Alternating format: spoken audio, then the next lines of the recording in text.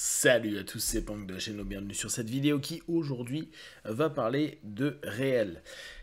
La plupart du temps en hypnose, on a cette tendance à faire partir, entre guillemets, notre partenaire dans sa transe et on est plus dans une dynamique quasi onirique du travail que l'on fait que de quelque chose qui rapproche du vrai, du réel, de ce qui est amené et apporté par le partenaire. Alors bien sûr, on peut se dire, notre travail dissociatif et le travail au travers des ressources peut être cherché dans le monde onirique, dans le monde interne, dans le monde subjectif.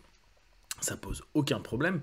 C'est même un excellent moyen pour apporter peut-être une créativité dans les ressources, pour trouver des alternatives, pour se donner de nouvelles possibilités et bien sûr travailler sur des modalités, travailler sur des recadrages.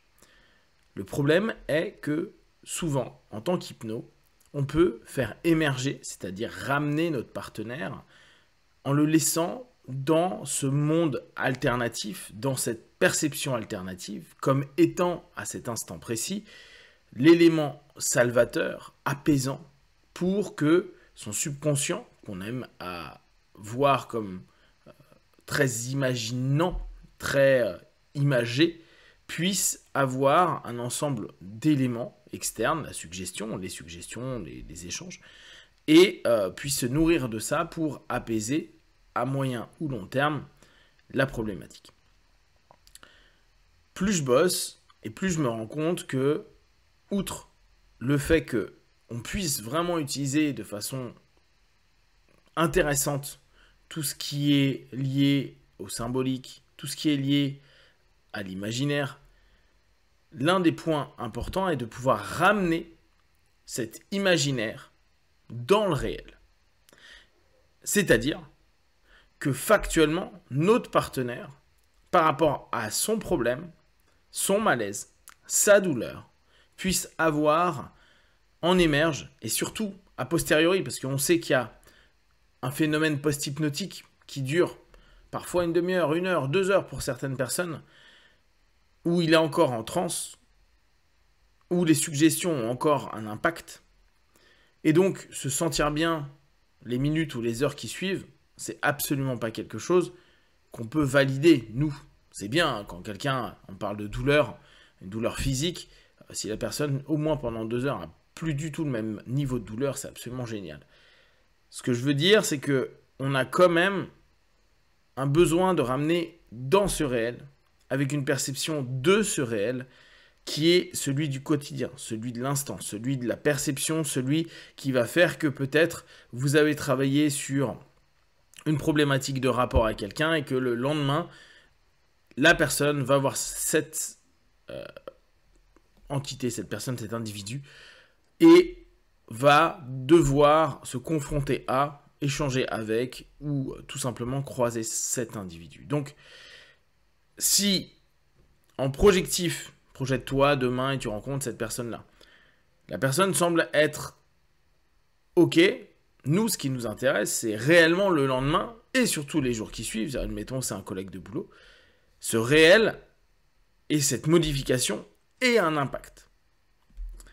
Tout comme laisser une personne dans l'ensemble de ses ressources psychiques sans ramener dans des actes physiques, des actions, des cheminements, et donc pas nourrir une espèce de dynamique que psycho et philosophique, mais quelque chose qui va ramener au physique, risque, un moment ou un autre, avec le partenaire, de donner cette sensation de se dire « c'est marrant, je sors de session, je me sens mieux », et puis ça tient pas, ça se maintient pas. C'est comme s'il y avait une dichotomie entre le monde interne et l'externe. Et souvent, parce qu'il manque de prescription de tâches, parce que aussi le partenaire ne fait pas nécessairement les tâches du quotidien, ça prend pas, ça se maintient pas. Un des points intéressants pour nous praticiens, c'est de demander de faire un acte symbolique, une action très rapidement, dans les minutes et les heures après la séance. Un appel, aller quelque part, faire quelque chose qui n'est pas habituel, etc., etc. Pour que la personne puisse commencer à se confirmer que quelque chose est en train de se passer. Le retour dans le réel, c'est vraiment amener notre partenaire aussi à ne pas partir en vrille sur des choses excessives. Ce qui arrive très souvent, pour plein de raisons historiques, et parce que peut-être on a laissé faire ça, c'est-à-dire on a laissé faire que beaucoup de personnes pensent que l'hypnose est absolument rapide, immédiate, instantanée, 1, 2, 3 séances et c'est fini.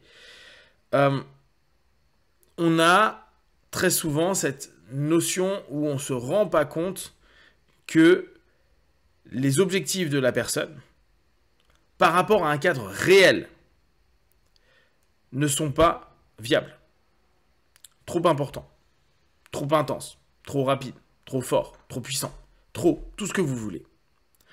Et le retour au réel proposé par le praticien, c'est au moins de prendre son objectif et le diviser par 2, voire par 3. Et dans l'acte symbolique que je vous parlais précédemment, n'hésitez pas à le diviser par 10. On s'en fout que ce soit un petit pas. On s'en fout que ce soit quelque chose qui semble anodin. Sachant tout le travail qu'on aura pu faire en interne avec des recadrages, avec peut-être des diminutions ou augmentations de certaines émotions par rapport à ces événements ou un travail sur le processus cognitif ou un travail sur le processus physique, il est impératif que la personne puisse se valider qu'il se passe quelque chose et que ce qu'il est en train de mettre en place est réel. Certes petit, mais réel.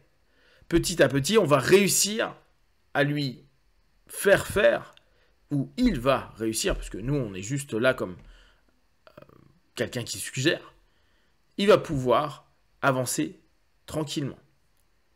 Alors ouais, d'un coup, le retour au réel en hypnose n'est pas forcément ce que les gens attendent, voire même ce que les praticiens veulent vendre. Et beaucoup peuvent se dire, quel est l'intérêt de faire des séances d'hypnose si je prends autant de temps que d'autres psychothérapies. Et ça se comprend. Néanmoins, même si un certain nombre de personnes sur certains éléments plutôt symptomatiques peuvent assez rapidement, voire très rapidement, avoir un mouvement, pour beaucoup d'autres personnes, par rapport à leur pathos, leur problématique, ça va demander plus de temps. Et il est toujours important que la personne, le partenaire, puisse avoir un moment où il se dit « c'est cool, j'avance, j'évolue ». Le cheminement que j'ai pris via l'hypnose ou autre me permet d'aller mieux. Et valide que son réel, plus un autre réel, plus un autre réel, le fasse avancer et se maintienne dans le temps. Se maintienne.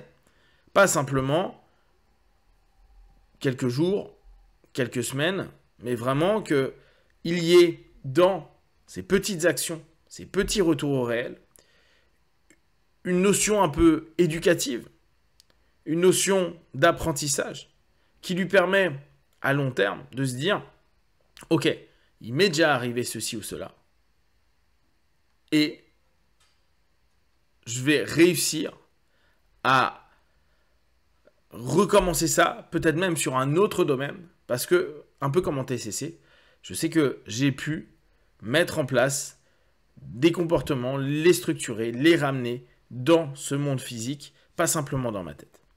Je vous invite vraiment à voir comment vous pouvez ramener vos partenaires au réel, quitte à un peu déstructurer cet excès qui est vendu. Alors on va me dire, oui, mais la croyance de se dire que tout peut aller vite est géniale, on peut l'utiliser comme levier.